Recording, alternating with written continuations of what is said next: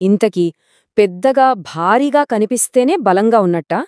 Size పెద్దగా ఉంటేనే శక్తి ఎక్కువగా ఉంటుందా? ఇదే ఈ కథలో మనం తెలుసుకోబోయే ముఖ్యమైన విషయం. మరి ఈ ప్రశ్నకు సమాధానమేంటో ఈ కథలోనే వెతుకుదాం. సరే, ఇక కథలోకి వెళ్ళిపోదాం. ముందుగా మనం కలవబోయేది మన కథలో మొదటి పాత్ర, ఒక అడవిలో గర్వంగా తిరిగే ఏనుగుని. చూడండి, ఇక్కడే మన కథలోని రెండు ముఖ్యమైన పాత్రలు ఉన్నాయి. ఒకవైపు తన సైజుని చూసి విపరీతమైన గర్వంతో అహంకారంతో ఉండే ఏనుగు, మరోవైపు చాలా చిన్నగా బలహీనంగా కనిపించే ఒక ఎలుక. వీళ్ళిద్దరి మధ్య జరిగేదే ఈ కథ. ఆ ఏనుక్కి తన భారీ శరీరమంటే చెప్పలేనంత గర్వం. అది అడవిలో నడుస్తూ ఉంటే చాలు భూమి అదిరిపోయేది. తన దారిలో ఏవైనా చిన్న చిన్న జంతువులు వచ్చినా వాటిని అస్సలు లెక్క చేసేది కాదు, పట్టించుకోకుండా వెళ్ళిపోయేది. కథ ఇక్కడనుంచే అసలైన మలుపు తీసుకుంటుంది. ఒక చిన్న సంఘటన ఒక పెద్ద గొడవకు ఎలా దారితీసిందో ఇప్పుడు చూద్దాం. ఎప్పటిలాగే ఆ ఏనుగు గర్వంగా నడుచుకుంటూ వెళ్తోంది. పాపం, ఆ దారిలో ఒక చిన్న పొదలో ఉన్న ఎలుక ఇల్లు దాని కంటికి కనిపించనే లేదు. అంతే, తన భారీ కాలుతో దాన్ని తొక్కేసింది. ఎలుక ఎంతో కష్టపడి కట్టుకున్న ఇల్లు ఒక్క క్షణంలోనే నాశనమైపోయింది. తన ఇల్లు అలా నాశనమవ్వడం చూసి ఆ ఎలుకకు కోపం కట్టలు తెంచుకుంది. అది తన సైజు గురించి కూడా ఆలోచించలేదు. ధైర్యంగా ఆ పెద్ద ఏనుగు ముందుకెళ్ళి గట్టిగా అరిచింది. చూడడానికి చిన్నదే అయినా దాని ధైర్యం మాత్రం చిన్నది కాదు కదా. ఎలుక మాటలు విని ఏనుగుకి నవ్వాగలేదు. హహా అని పెద్దగా నవ్వి, "నువ్వా? నా ముందొక చుక్కంత కూడా లేవు, నువ్వు నాకేం చేయగలవు?" అన్నట్టుగా దాన్ని ఎగతాళి చేసింది. అంత చిన్న జీవి తనని ఏమీ చేయలేదని దాని ధీమా. అయితే కథ ఇక్కడితో అయిపోలేదు. ఇప్పుడొక నాటకీయమైన మలుపు రాబోతోంది.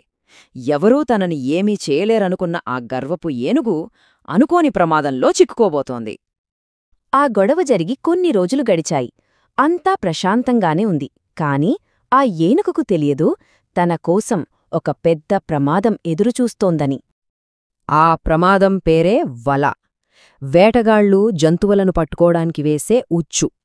చూట్టానికి సాధారణంగానే ఉన్నా ఇది మన ఏనుగు తలరాతనే మార్చేయబోతోంది. ఇంకేముంది, అడవికే రారాజులా తిరిగిన ఆ గజరాజు ఇప్పుడు వేటగాడి వలలో చిక్కుకుపోయింది. దాని బలం, గర్వం ఏవీ పనికిరాలేదు. అది పూర్తిగా బందీ అయిపోయింది. బయటపడటానికే తన శక్తినంతా ఉపయోగించి చూసింది.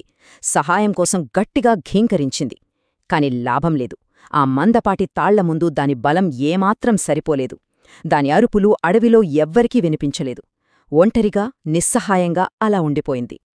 కాని ఇక్కడే కథ ఊహించని మలుపు తీసుకుంటుంది. తను అవమానించిన ఒక చిన్న ప్రాణి తనని కాపాడటానికి వస్తుందని ఆ ఏనుగు అస్సలు ఊహించలేదు. విచిత్రంగా ఏనుగు అరుపులు విన్నవాళ్లలో ఆ చిన్న ఎలుక కూడా ఉంది. ఏనుగు తనని అంతలా అవమానించినా అది మాత్రం పగపట్టలేదు. వెంటనే శబ్దమొస్తున్న వైపు పరుగు తీసింది. అక్కడికి వెళ్లిన ఎలుక ఏమాత్రం ఆలస్యం చేయలేదు. వెంటనే ఆ దారాల దగ్గరకు వెళ్ళింది. తన చిన్న, పదునైన పళ్లతో ఆ తాళ్లను కొరకడం మొదలుపెట్టింది. నెమ్మదిగా, చాలా నెమ్మదిగా, కాని ఆపకుండా. చివరికి ఆ పెద్ద తాడును పూర్తిగా కొరికేసింది.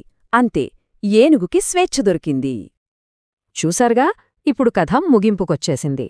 మరి ఈ సంఘటనతో ఆ గర్వపు ఏనుగు ఎలాంటి పాఠం నేర్చుకుందో చూద్దామా? బయటపడిన ఏనుగుకి మాటలు రాలేదు.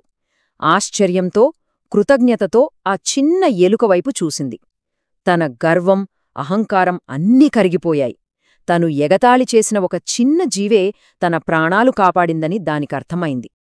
దానికి ఎలుక ఎంత గొప్పగా సమాధానం చెప్పిందో చూడండి. సహాయం చేయడానికి పెద్ద శరీరం అవసరం లేదు, మంచి మనసుంటే చాలు అంది. ఆ మాటలకి ఒకప్పుడు అహంకారంతో విర్రవీగిన ఆ ఏనుగు ఇప్పుడు తన ప్రాణదాతైన ఆ చిన్న ఎలుక ముందు వినయంగా తలవంచింది. గౌరవంతో, కృతజ్ఞతతో నమస్కరించింది. సో ఈ కథ మనకు చెప్పే నీతి ఒక్కటే: ఎవ్వరినీ ఎప్పుడూ వాళ్ల సైజుని బట్టి తక్కువ అంచనా వెయ్యకూడదు.